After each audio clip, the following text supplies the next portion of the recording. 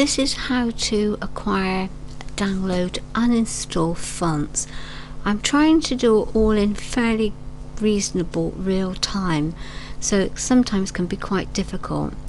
With any file or folder, create a file or folder for your download to go to. So let's go to our desktop, right click, select new and select folder. Sorry, it's just slightly out of screenshot there. And we're going to call it our new font folder. So there it is, ready and waiting. One I did do earlier was the web page. So go to a web page. This is GR Sites, and you can Google that. Select the font, and these are not zipped, so it does make it very easy. Click on download. So just coming into sight now is the download. If you open, you could be instructed to put that directly into your font folder in your system, but I would recommend, and particularly if it's zipped, which this one isn't of course, is to save it. Now it's going to say where do you want it saved.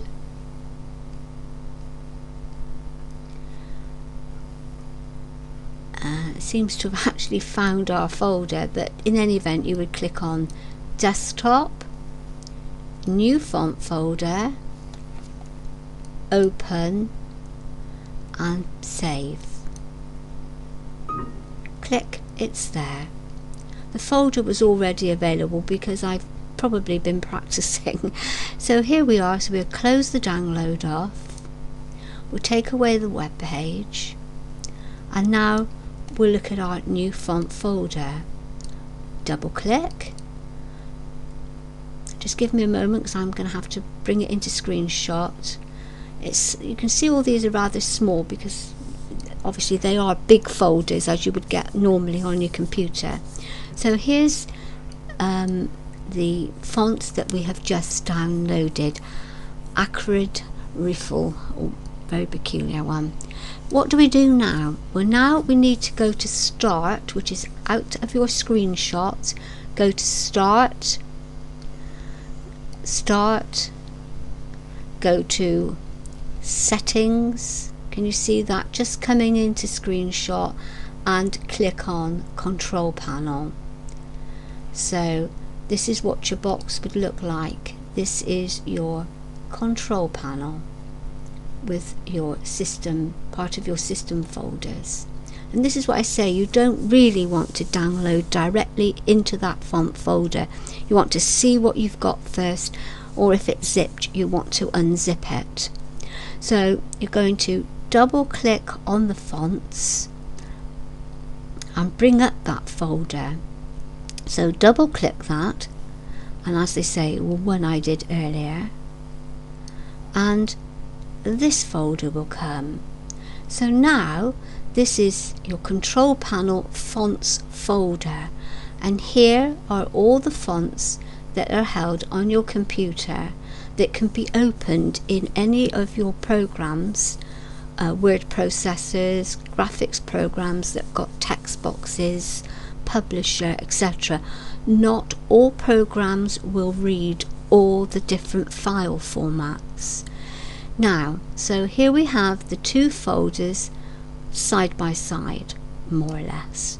We've got the new downloaded fonts, and we've got our control panel fonts.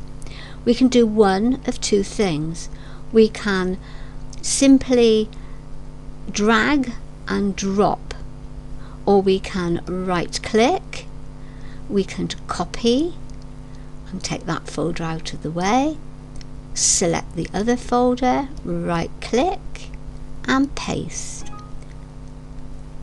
It's telling me it's already installed, but just because I've been practicing, so it's there anyway. Sorry about that. There you go. See how many times I've actually had a go at doing this. So that's simply it. That is transferring from your temporary new font folder to your system font folder. What you do with the, I'm going to close off the system one, okay? What you do with your temporary one, you can keep it for backup, or you can just merely delete it. But I would suggest that any file that you download off the internet or program, that you always make a folder available for it and you have a look at it before you go dragging and dropping or installing anywhere on your system. I think that's quite simply it, so I hope that works well.